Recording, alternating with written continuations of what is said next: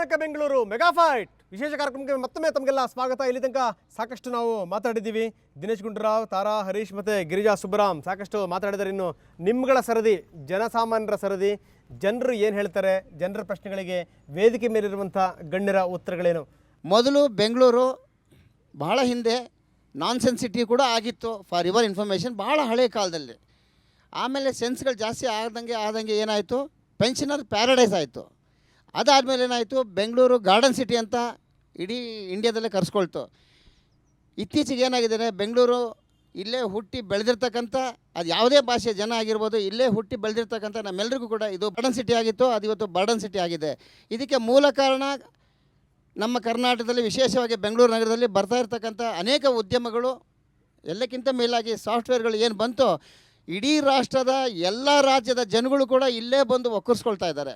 So ಇದೇನಾಗುತ್ತೆ, ಇಲ್ಲಿ ಬದುಕಿ ಬಾಳ್ತಕ್ಕಂಥ ನಮಗೆ ಭಾಳ ತೊಂದರೆ ಆಗ್ತಾಯಿದೆ. ಮತ್ತು ಇದು ಉದ್ದಿಮೆಗಳು ಒಂದು ಕಡೆ ಕಾರಣ ಆಯಿತು ಅಂದರೆ, ಇನ್ನೊಂದು ಕಡೆ ನಾನು ನೇರವಾಗಿ ಆರೋಪ ಮಾಡಬೇಕಾಗತ್ತೆ ಪೊಲೀಸವ್ರ ಮೇಲೆ. ಅಂದರೆ ಎಲ್ಲ ಪೊಲೀಸವ್ರ ಮೇಲೆ ಖಂಡಿತ ಅಲ್ಲ, ಆದರೆ ಪೊಲೀಸ್ ಸ್ಟೇಷನಲ್ಲಿ ಅನೇಕ ಸಂದರ್ಭದಲ್ಲಿ ಕೇಸ್ಗಳೇ ರಿಜಿಸ್ಟರ್ ಆಗೋಲ್ಲ, ಆ FIR ಹಾಕೋದೇ ಇಲ್ಲ. ಇನ್ಸತಿ ಅಪರೂಪಕ್ಕೆ ಏನಾದ್ರು FIR ಹಾಕ್ತು ಅಂತಂದರೆ ಆ FIRನ ಕರೆಕ್ಟಾಗಿ ಇನ್ವೆಸ್ಟಿಗೇಷನ್ ಮಾಡಿ ಚಾರ್ಜ್ ಶೀಟ್ ಹಾಕೋದಿಲ್ಲ. ಹೀಗಾಗಿ ಕೂಡ ಅಫೆನ್ಸ್ಗಳು ಜಾಸ್ತಿ ಆಗ್ತಾಯಿದೆ. ಇದರ ಜೊತೆಗೆ ಸ್ವಾಮಿ ತಮ್ಮ ಗಮನಕ್ಕೆ ತರೋದೇನು ಅಂದರೆ, ಒಂದು ಸ್ಟಾಂಪ್ ಪೇಪರ್ ತೊಗೋಬೇಕಾದ್ರೆ ನಮಗೆ ಎಷ್ಟು ಕಷ್ಟ ಆಗುತ್ತೆ, ಆದರೆ it is very easy to get bail paper, ಭಾಳ ಸುಲಭವಾಗಿ ಸಿಗ್ತಾ ಇದೆ. ಹೀಗಾಗಿ ಜುಡಿಷಿಯಲ್ ಡಿಪಾರ್ಟ್ಮೆಂಟು ಕೂಡ ಸರಿ ಹೊಂದಬೇಕು ಅಂತ ಹೇಳ್ತಾ ಕೊನೆಯದಾಗಿ ಹೇಳ್ತೀನಿ, ದಯಮಾಡಿ ಜೈಲನ್ನು ಸುಧಾರಿಸ್ತಕ್ಕಂಥ ವಿಚಾರದಲ್ಲಿ ಗಮನ ಕೊಡಬೇಕು. ಯಾಕೆಂದರೆ ಇವತ್ತು everything is available in jail. ಹೊರಗಡೆ ಇದ್ದರೂ ಒಂದೇ, ಒಳಗಡೆ ಇದ್ದರೂ ಒಂದೇ, ನಿಮಗೆ ಸಿಮ್ಮು ಸಿಗುತ್ತೆ, ಮೊಬೈಲು ಸಿಗುತ್ತೆ, ಅದಕ್ಕೆ ಚಾರ್ಜರು ಸಿಗುತ್ತೆ. ಇತ್ತೀಚೆಗೆ ಎಲ್ಲ ಕೊಲೆ ಸುಲಿಗೆ ದೊರಡೆಗಳು ನಡೀತಾ, ದಿವಾನಹಳ್ಳಿ ಹತ್ಯೆ ಆಯಿತು, ಅವ್ರದ್ದಾಗಿನ ಕಣ್ಣು ಮರೆಸ್ಕೊಂಡಿಲ್ಲ, ಆಗಲೇ ನಟರಾಜ್ ಅವ್ರ ಹತ್ಯೆ ಆಯಿತು. ಒಂದು JDS, ಒಂದು ಕಾಂಗ್ರೆಸ್ಸು. ನೆಕ್ಸ್ಟ್ BJP ಅವರನ್ನು ಹತ್ಯೆ ಆಗ್ಬೋದಾ, ಅದನ್ನು ತಡಿತೀರಾ ನಮ್ಮ ಡೆಪ್ಯೂಟಿ ಮೇಯರ್ ಹರೀಶ್ ಅವ್ರಿಗೆ? ದಯವಿಟ್ಟು ಸರ್, ಆ ದಿವಾನಹಳ್ಳಿ ಆಗಲಿ, ನಟರಾಜ್ ಆಗಲಿ, ಮತ್ತೊಬ್ಬರಾಗಲಿ, ಯಾರ್ದು ಆಗಬಾರ್ದು, ಮುಂದಕ್ಕೆ ಅದು ತಡಿಯೋದಲ್ಲ, ಇನ್ನು ಮುಂದಕ್ಕೆ ಆಗಬಾರ್ದು. ಆ ರೀತಿ ಕ್ರಮ ಈಗಾಗಲೇ ಎಲ್ಲ ಜರುಗ್ತಾ ಇದ್ದಾರೆ. ನೆಕ್ಸ್ಟ್ BJP ಅವ್ರ ಹತ್ಯೆ ಆಗ್ಬೋದಾ? ಮಲ್ಲೇಶ್ವರಮಲ್ಲಿ 10 ಹೆಜ್ಜೆ ಇಲ್ಲ ಪೊಲೀಸ್ ಸ್ಟೇಷನ್ಗೆ. ಎಷ್ಟು ಧೈರ್ಯ ಇದ್ದರೆ ಅವ್ರಿಗೆ ಬಂದು ನಟರಾಜ್ ಅವ್ರನ್ನ ಕೊಲೆ ಮಾಡಿರ್ತಾರೆ. ಆ ಥರ ಕೊಲೆ ಮಾಡಿದವ್ರು ಹಿಡಿತಾರೆ ನೋಡಿ ಪೊಲೀಸರು. ಆಮೇಲೆ ಅವ್ರನ್ನ ಕರ್ಕೊಂಬಂದು ಹಾಗೆ ಅದೇ ಬೀದಿನಲ್ಲಿ ಅಟ್ಟಾಡಿಸಿ ಹೆದರ್ಸ್ಬೇಕು, ಅವ್ರಿಗೆ ಕೊಲೆ ಮಾಡ್ತೀವಿ ಅಂತ. ಆಗ ಅವ್ರಿಗೆ ಪ್ರಾಣ ಭಯ ಏನು ಅಂತ ಗೊತ್ತಾಗುತ್ತೆ. ಅಲ್ಲಲ್ಲ, ಡೆಪ್ಟಿ ಮೇಯರು, ಉಪಮೇಯರ್ ಅವರು ಒಂದು ಮಾತು ಹೇಳಿದ್ರು, ಗುಂಡಿಟ್ಟು ಹೊಡಿಬೇಕು. ಯಾರು ಗುಂಡಿಟ್ಟು ಹೊಡಿಬೇಕು, ಕಾನೂನು ಇದೆ, ಅವ್ರು ಯಾರು ಅಂತ ತೀರ್ಮಾನ ಆಗಲಿ. ಕಾನೂನು ಬಗ್ಗೆ ಗೌರವ ಇಲ್ವೇನ್ರಿ? ಶಿಕ್ಷೆ ಆಗಲಿ ಬಿಡಿ, ಕಾನೂನು ಅವ್ನು ಯಾರು ಕೊಲೆ ಮಾಡಿರ್ತಾರೆ ಅವ್ರಿಗೆ ಕಾನೂನು ಪ್ರಕಾರ ಶಿಕ್ಷೆ ಆಗಲಿ. ಈ ಮೇಡಮ್ ಹೇಳ್ತಾರೆ ಅಟ್ಟಾಡಿಸ್ಕೊಂಡು ಹೋಗಿ ಅವ್ನಿಗೆ ಹೊಡೆದ್ರೆ ಹೆದರಿಕೆ ಆಗುತ್ತೆ ಅಂತ ಹೇಳ್ತಾರೆ. ಪರಪ್ಪನ ಅಗ್ರಹಾರದಲ್ಲಿ ಎಲ್ಲ ಥರ ವಸ್ತುಗಳು, ಗಾಂಜಾ, ಅಫೀಮು, ಬ್ರೌನ್ ಶುಗರ್ ಎಲ್ಲ ಸಿಗುತ್ತೆ. ಆದರೆ ಆ ರೌಡಿ ಪರಪ್ಪನ ಅಗ್ರಹಾರದಲ್ಲಿ ಕೂತ್ಕೊಂಡು ಇದೆಲ್ಲ ಒಂದು ಸ್ಕೆಚ್ನ ರೆಡಿ ಮಾಡ್ತಾನೆ. ಆದರೆ ನಿಮಗೆ ಸರ್ಕಾರ ಒಂದು ಗೂಟಕದ ಕಾರ್ ಕೊಟ್ಟಿದೆ, ನಿಮ್ಮ ಹಿಂದೆ ಇಡೀ ಒಂದು ಪೊಲೀಸ್ ವ್ಯವಸ್ಥೆ ಇದೆ, ನಿಮ್ಮ ಹಿಂದೆ 6 ಕೋಟಿ ಕನ್ನಡಿಗರಿದ್ದಾರೆ. ಆದರೆ ನಿಮಗೆ ಯಾಕೆ, ನಿಮ್ಮ ಸರ್ಕಾರಕ್ಕೆ, BJP ಸರ್ಕಾರಕ್ಕೆ ಯಾಕೆ ಈ ಒಂದು ಕ್ರೈಮನ್ನು ತಡೆಯೋದಕ್ಕೆ ಸಾಧ್ಯ ಆಗ್ತಿಲ್ಲ? ಸ್ನೇಹಿತರು ಹೇಳಿದ್ರಲ್ಲ, ಕಾನೂನು ರೀತಿ ಜರುಗಿಸ್ಬೇಕಂತ. ಆ ಕಾನೂನು ರೀತಿ ಜರುಗಿಸಿದ್ರೆ ನಾವೆಲ್ಲ ಅನಾನುಕೂಲ ಆಗೋದು. ಮೇಡಮ್ ಅವರು ಹೇಳಿದ್ರಲ್ಲಿ ಏನು ತಪ್ಪಿದೆ? ಹೌದು, ಒಬ್ಬ ಭಯೋತ್ಪಾದಕನ ಒಬ್ಬ ಕೈದಿನ ಜೈಲಲ್ಲಿ ಇಟ್ಟಿರೋದೇ ಸಮಸ್ಯೆ ಅಲ್ವಾ? ಈ ದೇಶದ ಮೇಲೆ ಭಯೋತ್ಪಾದಕ ಮಾಡಿದಂಥವ್ರನ್ನ ಸಮಾಧಾನ ಕೊಡ್ಬೇಕಂತ ಒಂದು ವಿಧಾನಸಭೆ ಅಂಗೀಕರಿಸಿದ್ರೆ ಎಷ್ಟು ಮಟ್ಟಿಗೆ ಸಮಂಜಸ ಅದು?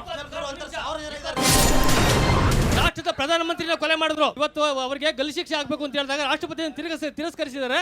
ಕರುಣಾನಿಧಿ ಅವರು, ಇದೇ ಕರುಣಾನಿಧಿ ಅವರು ಇವತ್ತು ಕಾಂಗ್ರೆಸ್ ಸಪೋರ್ಟ್ ಕೊಟ್ಟಿದ್ರು. ಅವ್ರು ಹೇಳ್ತಾ ಇದ್ದಾರೆ ಅವ್ರಿಗೆ ಕ್ಷಮಾದಾನ ಕೊಡಿ ಅಂತ. ಅಲ್ಲಿಗೆ ಉಪಮೇಯರ್ ಹೇಳಿರೋದು, ಮೇಡಮ್ ಹೇಳಿದ್ರಲ್ಲಿ ತಪ್ಪೇನಿದೆ? ಶೂಟ್ ಮಾಡಿದಾಗ ಅವ್ರಿಗೆ ಭಯ ಬರುತ್ತೆ, ಅವತ್ತು ಅವ್ರು ದಾರಿಗೆ ಬರ್ತಾರೆ. ಯಾವುದೇ ಒಂದು ಸರ್ಕಾರ ಬಂದ ತಕ್ಷಣ ರೌಡಿಗಳನ್ನ ಜೊತೆಲಿ ಕರ್ಕೊಂಬರಲ್ಲ, ಅಥವಾ ಒಂದು ವ್ಯವಸ್ಥೆ ಒಂದು ಪಕ್ಷದ್ದಾದರೆ ಆ ರೌಡಿಗಳನ್ನ ಕರ್ಕೊಂಬರಲ್ಲ. ಮೂಲತಃ ಅವರ ಗುಣ ಅದು. ನಾನೊಬ್ಬ ಜನಪ್ರತಿನಿಧಿ, ನನಗೂ ಅನಿಸುತ್ತೆ, ಅಯ್ಯೋ ಯಾರನ್ನ ಹೊಡೆದಾಕ್ಬಿಟ್ರೆ ಹೆಂಗಪ್ಪ, ಫೋನ್ ಯಾವ ಫೋನಿಂದ ಬೇಕಾದ್ರೂ ಬರ್ಬೋದು ಹಂಗಂತೇಳಿ ನಾನೊಂದು 4 ಜನ ರೌಡಿಗಳನ್ನ ರೆಡಿ ಮಾಡೋಕ್ಕೆ ಸಾಧ್ಯ ಇಲ್ಲ. ಅದು ಯಾವುದೋ ಬಂದಿರೋ ಸರ್ಕಾರ 4 ಜನನ ರೆಡಿ ಮಾಡೋಕ್ಕೆ ಸಾಧ್ಯ ಇಲ್ಲ. ವ್ಯವಸ್ಥೆ ಪೊಲೀಸ್ನವರೇ ಯಾವುದು ಹಿಡಿದಿರ ಅಂದರೆ ನಾನು ಯಾವ ಸಾಮಾನ್ಯನೂ ಹಿಡಿಯೋಕ್ಕಾಗಲ್ಲ. ಎಂಥ ಬುದ್ಧಿವಂತರಿದ್ದಾರೆ ಅಂದರೆ, ಕಳ್ಳರಲ್ಲಿ ಒಳ್ಳೆ ಕಳ್ಳರು, ಕೊಲೆಗಾರರಲ್ಲಿ ಒಳ್ಳೆ ಕಳ್ಳರು, ಒಳ್ಳೆ ಪ್ಲಾನ್ ಮಾಡೋಂಥವ್ರು ಇದ್ದಾರೆ. ನಮ್ಮಲ್ಲೂ ಪೊಲೀಸ್ನವ್ರು ಭಾಳ ಸ್ಟ್ರಾಂಗ್ ಆಗಿದ್ದಾರೆ, ಸರ್ಕಾರನೂ ಸ್ಟ್ರಾಂಗ್ ಇದೆ. ಜನಗಳು ಕೂಡ ನೋಡಿದವ್ರು ಯಾಕೆ ಒಬ್ರು ಹೇಳಿಲ್ಲ ಹಿಂಗೆ ಇದ್ದವನು ಅಂತ? ಅಲ್ಲಿ ನೋಡಿದವ್ರು ಯಾಕೆ ಹೇಳಿಲ್ಲ ಜನಗಳು? ಅವರು ಮನುಷ್ಯರಲ್ವಾ, ಅವ್ರಿಗೂ ಹೇಳ್ಬೇಕಲ್ವಾ? ಒಂದು ತಿಳ್ಕೊಳ್ಳಿ ಸಮ, ಒಂದು ನಿಮಿಷ ನಾನು ಮಾತಾಡ್ತಿದ್ದೀನಿ. ಹಂಗಂತೇಳಿ ನಮ್ಮದು ಕೂಡ ಯಾರು ಜನಗಳಿರ್ತೀವಿ, ಸಾರ್ವಜನಿಕರಿದ್ದೀವಿ, ನಮ್ಮದು ಜಾಸ್ತಿ ಎಲ್ಲರಲ್ಲೂ ಆಗುತ್ತೆ, ಜವಾಬ್ದಾರಿ ಇರುತ್ತೆ. ಕೆಲವು ವಿದ್ಯಾವಂತ ಬಡಾವಣೆಗಳಲ್ಲಿ ಪಕ್ಕದ ಮನೇಲಿ ಯಾರಿದ್ದಾರೆ ಅಂತಾನೆ ಗೊತ್ತಿಲ್ಲ, ಯಾಕೆ ವಿಶ್ವಾಸನೇ ಇಲ್ಲ. ನಮ್ಮ ಹಳ್ಳಿಯಲ್ಲಿ ಬನ್ನಿ, ಕೊಡಿಗೇಳಿ ಅಂತ ಗ್ರಾಮ, ಅಲ್ಲಿ ಬನ್ನಿ, ಪಕ್ಕದ ಮನೆಯಲ್ಲ, ಇಡೀ ಹಿಸ್ಟ್ರಿ ಅವ್ನು ವಂಶವೃಕ್ಷ ಕೊಟ್ಬಿಡ್ತೀವಿ ನಾವು. ಅಂದ್ರೆ ಕೊಡಗಳ್ಳಿನಲ್ಲಿ ನೀವು ಬಹಳ ಸೇಫ್ ಇದೀರಿ ಸರ್, 100% ವಿಲೇಜ್ ಸೇಫ್ ಇದೀವಿ. ಓಕೆ ಫೈನ್, ನಗರದಲ್ಲಿ ಸೇಫ್ ಕಷ್ಟ. Fine sir. ಈಗ ಮುಖ್ಯವಾಗಿರ್ತಕ್ಕಂಥದ್ದು ಈ ಲಾ ಆ್ಯಂಡ್ ಆರ್ಡರು ಮತ್ತು ಸುರಕ್ಷಾ ಏನು ಜವಾಬ್ದಾರಿ, ಅದು ಸರ್ಕಾರದೇ ಜವಾಬ್ದಾರಿ. ನಾನು ಈ ಸರ್ಕಾರಕ್ಕೆ ನಾನು ಸಂಪೂರ್ಣ ವಿಫಲ ಆಗಿದೆ, ಹಿಂದಿನ ಸರ್ಕಾರ ಚೆನ್ನಾಗಿ ಮಾಡಿದೆ, ಆ ಒಂದು ವಾದಕ್ಕೆ ಹೋಗ್ತಾ ಇಲ್ಲ. ಇವತ್ತು ಬಹುಶಃ ನಮಗೊಂದು ಸಂದರ್ಭ ಬಂದಿದೆ, ಇದ್ರ ಬಗ್ಗೆ ಗಂಭೀರವಾಗಿ ಚಿಂತನೆ ಮಾಡ್ತಕ್ಕಂಥದ್ದು. ಒಂದು ಕಡೆ ನಾವು ಮೊದಲೇ ಹೇಳಿದಾಗೆ ಒಳ್ಳೊಳ್ಳೆ ಅಧಿಕಾರಿಗಳು ಹಾಕೊಳ್ಬೇಕಾಗ್ತದೆ ಒಂದು. ಎರಡನೇದು, ಇವತ್ತಿನ ಕಾನೂನಿನಲ್ಲಿ ಏನಾಗಿದೆ ಅಂತ ಹೇಳಿದ್ರೆ ಭಾಳಷ್ಟು ಇವತ್ತು ನಮ್ಮ ಜುಡಿಷಿಯಲ್ ವ್ಯವಸ್ಥೆಯಲ್ಲಿ ಬಚಾವಾಗೋದಕ್ಕೆ ಭಾಳ ಸುಲಭ ಆಗೋಗಿದೆ. ಏನು ಸ್ವಲ್ಪ ಒಂದು 2 ತಿಂಗಳು ಜೈಲಲ್ಲಿ ಇರ್ತಾರೆ, ಮತ್ತೆ ಆಚೆ ಬರ್ತಾರೆ, ಮತ್ತೆ ಒಳಗೆ ಹೋಗ್ತಾರೆ, ಬೇಲ್ ತೊಗೊಂಬರ್ತಾರೆ, ಇದಾಗೋಗಿದೆ. ಮೂರನೇದು, ಜೈಲಲ್ಲಿ ಹೇಳಿದ್ರಲ್ಲ, ಅದು ಕೂಡ ಭಾಳ ಗಂಭೀರವಾದಂಥ ವಿಚಾರ. ಸರ್ಕಾರ ಇದ್ರ ಬಗ್ಗೆ ಕ್ರಮ ತೆಗೆದುಕೊಳ್ಬೋದು. ಏನಂತೆಲ್ಲ ಜೈಲ್ಗಳಲ್ಲಿ ಇವತ್ತು ಮೊಬೈಲ್ಗಳು ಇಟ್ಕೊಂಡು ಎಲ್ಲ ಅಲ್ಲಿಂದನೇ ಆಪರೇಟ್ ಮಾಡ್ತಾರೆ. ಜೈಲೇ ಒಂದು ರೀತಿ ಸೇಫ್ ಹೌಸ್ ಆಗೋಗಿದೆ. ಅದಕ್ಕೋಸ್ಕರ ಅದಕ್ಕೆ ನೀವು ಕಾಯಕ್ಕೆ ಹೋಗಬೇಡಿ. ಅಲ್ಲಲ್ಲ, ಮೊನ್ನೆ ನಮ್ಮಲ್ಲೂ ಮುಂಚೆ ಒಂದು ಡಿಫಿಟೆಡ್ ಕ್ಯಾಂಡಿಡೇಟ್ನ ಕೊಂದಾಕಿದ್ರು ಇದ್ರ ಹತ್ರ, ಉತ್ತರಹಳ್ಳಿ ಹತ್ರ. ಅವತ್ತು ಅಷ್ಟೇ ಒಂದು ರೌಡಿ, ಅವತ್ತು ಅವನ ರೌಡಿನ ಮಟ್ಟ ಹಾಕಿದ್ದಕ್ಕೆ ಇವತ್ತು ಅಲ್ಲಿ ನೆಮ್ಮದಿಯಾಗಿದ್ದಾರೆ.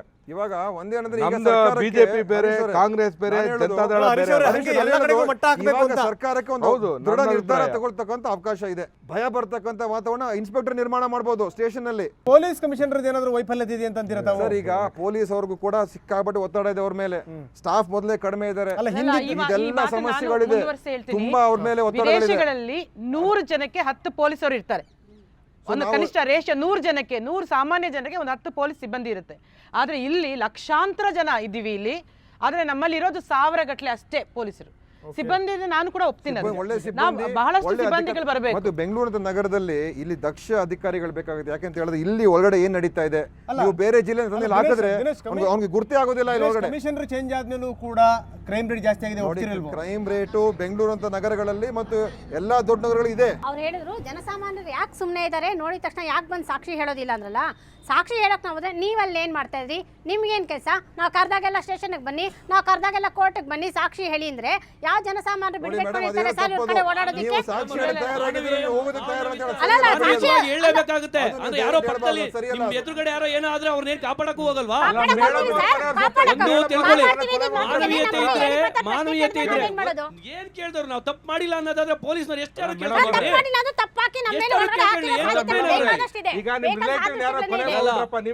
ಸೃಷ್ಟಿ ಅಷ್ಟೇ ಮೇಡಮ್. ಅದು ಜನಸಾಮಾನ್ಯ ಏನಾದರೂ ಬದಲಾವಣೆಗೆ ತುಡಿದ್ರೆ ಅವನು ಎಷ್ಟು ತೊಂದರೆ ಸಿಕ್ಕಾಕೊಳ್ತಾನೆ ಅಂತ.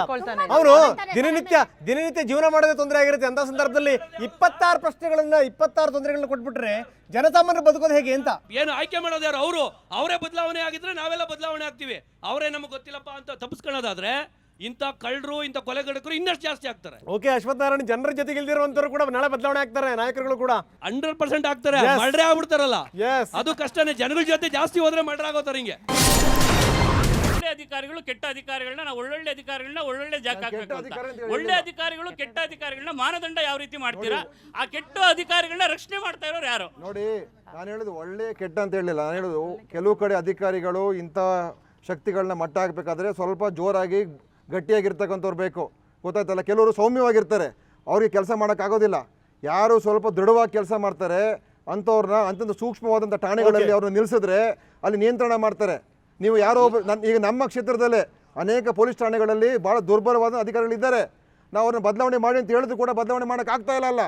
ಒಳ್ಳೆಯವ್ರು ಹಾಕಿ ಅಂತ ಹೇಳಿದ್ರೆ ಒಳ್ಳೆಯವ್ರು ಹಾಕಕ್ಕಾಗ್ತಾ ಇಲ್ಲ. ಇವತ್ತು ಯಾವುದೋ ಒಂದು ಪಕ್ಷ, ಇವತ್ತು ಆಡಳಿತ ಪಕ್ಷ ಮುಂದೆ ಬಂದಿದೆ. ಇವತ್ತು ಅದಕ್ಕೆ ಕೆಲಸ ಮಾಡೋದಕ್ಕೆ ಒಂದು ಅವ್ರಿಗೆ ಅವಕಾಶ ಕೊಡೋಣ. ಅವ್ರು ಏನು ಅವಕಾಶ ಮಾಡಿಕೊಡ್ತಾರೆ ನೋಡ್ಬಿಟ್ಟು ಅವ್ರು ಕೆಲಸ ಮಾಡೋದ್ರ ನೋಡೋಣ ಅನ್ನೋ ಒಂದು ಅವಕಾಶ ಯಾರು ಕೊಡ್ತಾ ಇಲ್ಲ. ಇವತ್ತು ಜನತಾದಳ ಆಗಿರ್ಬೋದು, ಕಾಂಗ್ರೆಸ್ ಪಕ್ಷ ಆಗಿರ್ಬೋದು, ಯಾವುದೇ ಒಂದು ಪಕ್ಷ ಆಗಿರ್ಬೋದು, ಬರೀ ಇವ್ರು ಕಿತ್ಲಾಟದಲ್ಲಿ ಇವರು ಕಾಲ ಕಳೀತಾವ್ರೆ ಹೊರತು ಅವ್ರನ್ನ ಕೆಲಸ ಮಾಡೋದಕ್ಕೂ ಬಿಡ್ತಾ ಇಲ್ಲ. ನೋಡಿ, ನಾವು ಚರ್ಚೆ ಮಾಡ್ತಾರೆ ಕಾನೂನು ಸುವ್ಯವಸ್ಥೆ ಬಗ್ಗೆ, ಸರ್ಕಾರದ ಬಗ್ಗೆ ಅಲ್ಲ. ಕಾನೂನು ಸುವ್ಯವಸ್ಥೆ, ಅದ್ರ ಬಗ್ಗೆ ಚರ್ಚೆ ಮಾಡ್ತಾ ಇರ್ತಕ್ಕಂಥದ್ದು. ಇವತ್ತು ಕಾನೂನು ಯಾವ ರೀತಿ ಹಾಳಾಗ್ತಾ ಇದೆ? ಚರ್ಚೆಗೆ ಯಾಕೆ ಬಂದ್ರಿ ನೀವು? ಹೌದು, ಕಾನೂನು ಯಾವ ರೀತಿ ಹಾಳಾಗ್ತಾ ಇದೆ? ತಾರಾ ಮೇಡಮ್ ಅವ್ರು ಹೇಳಿದ್ರು ನಾವು ಪಬ್ಲಿಕ್ ಜಾಸ್ತಿ ಇದ್ದೀರಿ, ಪೊಲೀಸ್ ರಕ್ಷಣೆ ಕಡಿಮೆ ಇದೆ ಅಂತ. ನಾವು ಒಂದು ಸ್ಟೇಷನ್ ಲೆಕ್ಕ ಹಾಕಿದಾಗ 1,500 ಜನಕ್ಕೆ ಒಬ್ಬರು ಪೊಲೀಸರು ಇದ್ದಾರೆ.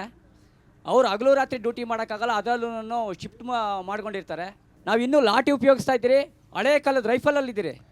ಅದೇ ನಮ್ಮ ಟೆರರಿಸ್ಟ್ಗಳು AK-47 ಮತ್ತೊಂದು ಇಟ್ಕೊಂಡಿದ್ದಾರೆ. ಅದಕ್ಕೆ ಪೊಲೀಸ್ ರಕ್ಷಣೆಗೆ ಏನಿದ್ರು ಅವ್ರಿಗೀಗ ಆಧುನಿಕವಾಗಿದ್ದಂಥ ಶಸ್ತ್ರಾಸ್ತ್ರ ಕೊಟ್ಟು ಅವ್ರನ್ನ ಬಿಟ್ಟು ತಿರ್ಗಕ್ಕೆ ಆಗಲಿ ಆಧುನಿಕವಾದಂಥ Yes. ವೆಹಿಕಲ್ಸ್ ಕೊಡಬೇಕು. ಅದು ಬಿಟ್ಬಿಟ್ಟು ನಿತ್ತೋಗೋದು ನಿತ್ತೋತದ ಇವತ್ತ ನಾಳೆನೋ ಒಳ್ಳೆ ಹೊಗೆ ಬರ್ತದೆ ಅಂತ ವೆಹಿಕಲ್ ಕೊಡ್ತಾರೆ. ಅವ್ರು ಕಳ್ಳರಾಗಲಿ ಮರ್ಡರ್ ಮಾಡೋದಾಗಲಿ ಓಡೋದ್ಮೇಲೆ ಇವ್ರು ಹೋಗೋ ಸ್ಥಿತಿಲಿದೆ.